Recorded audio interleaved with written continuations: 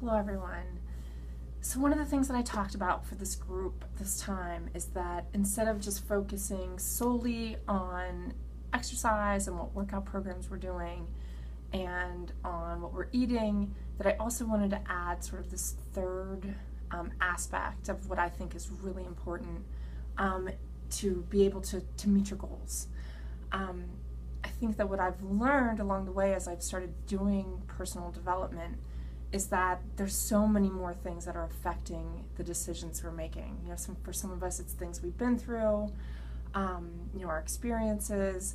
We all have this way that we view ourselves and think about ourselves, and those things are so deep and so, they're so far beneath the surface. And I think what personal development has done for me has taught me to sort of tap into those things and to find a way to learn more about myself, which I think in the end is not just improving how I look at my health and fitness, but also my job, just everything I do really, my day-to-day life, my interactions with my husband, with my kids, with my family, which I think is really cool.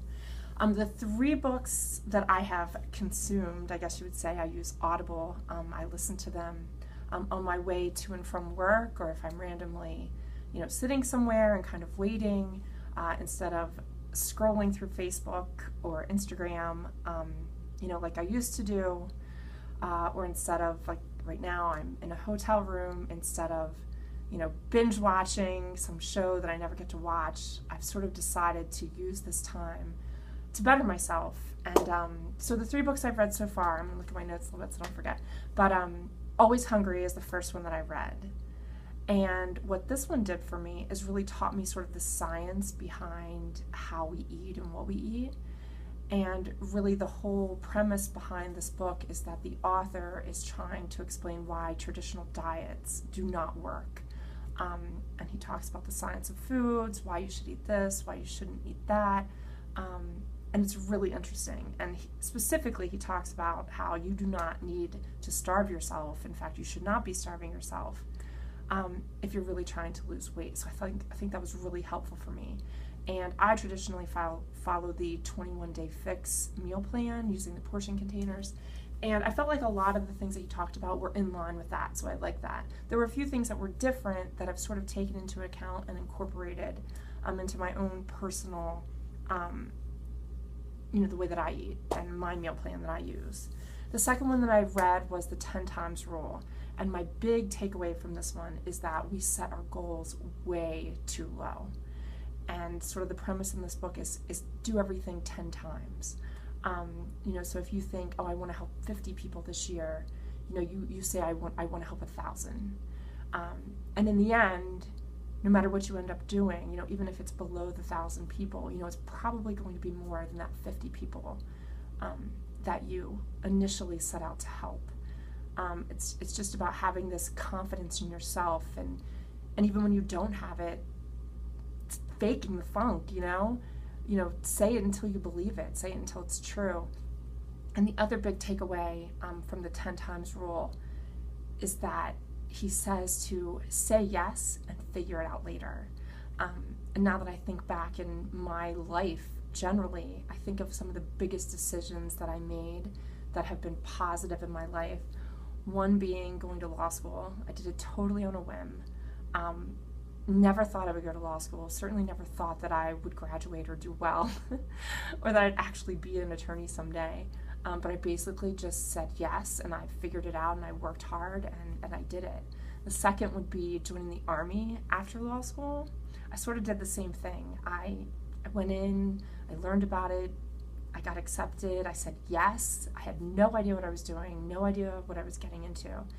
And in the end, those 2 huge decisions are sort of why I am where I'm at today, which is awesome. I had my amazing law school experience. I was in the JAG Corps, for almost 8 years, and now I'm a federal civilian employee, which brings sort of all of that together. And I wouldn't do anything differently, and certainly had no idea how it was going to turn out. I kind of took it, 1 year at a time, or hey, I can do anything for 1 year, or 3 years, or whatever, and I just did it. And I think that with working out and joining these groups and deciding to start a program and to get into shape, you're not sure you can do it, you're scared, but you just say, I'm going to do it, and you figure it out, and you keep moving forward. The one that I'm reading now, I'm about a little over halfway through it, is the 5-second rule. And this has been my favorite so far. I still have, again, half of the book to go, so I'm kind of at the point where she's teaching you how to use this 5-second rule, and it's not the 5-second rule like you drop food on the floor, you can still eat it, which at my house that's more of like 20-second rule, maybe more.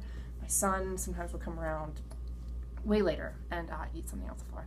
But in her book, the 5-second rule, it really talks about how you can talk yourself out of something in just 5 seconds. That's all it takes. You have this instinct or you have this desire to do something, to change, especially if it's hard or difficult or outside your comfort zone, and that your body immediately, or your brain immediately, starts working really hard to talk you out of it, which is crazy.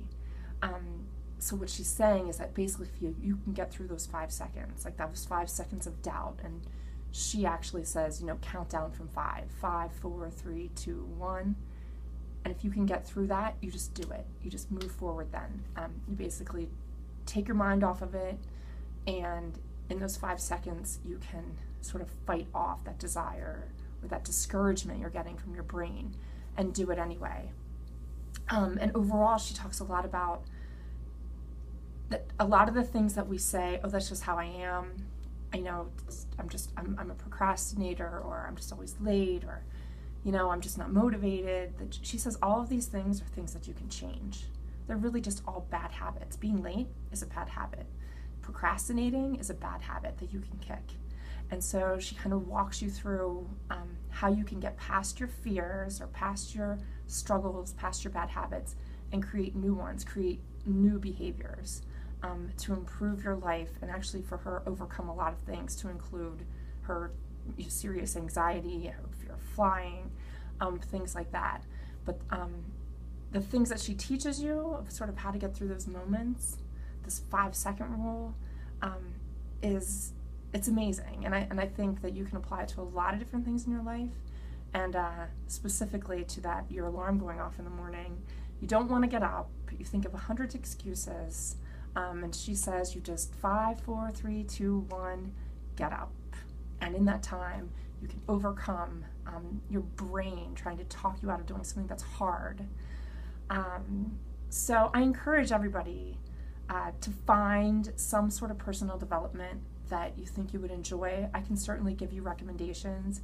Now that I've read these, or I've downloaded these 3 books, I get a lot of other ones pop up that are similar, that, it says you might like this one, and it's been really cool. And it's kind of, again, I hadn't read a book, like a whole book, in years. It's hard to do that when you have kids and work and everything else. I think it's also helped me, have a really long commute to work, and I was listening to CNN, which can be kind of a downer. And so now I do my 15, 20 minutes of CNN so that I know what's going on in the world, but then I pop my headphones in and I listen to my book, and I find that I'm in a much better mood. I'm much more positive, and I think it's generally helping me to make good decisions in my life and at work, and I like that. So if you have any questions, please let Nicole and I know, and we'll try to make some recommendations. And it doesn't have to be, I happen to have a really long commute, so for me, I can do almost an hour a day. But seriously, 1 chapter, 10 pages, you set a goal that works for you. And in the end, you just try to be better than you were yesterday. So you do what you can. But I do think it's helpful. I think everyone should try it. And I encourage you to share if you are already doing personal development, or if you start, and let us know what you're doing, what you're reading, and what you're getting from it. Something that you can share with the group that you think will benefit everyone. All right, there's my little spiel on personal development. Have a great day.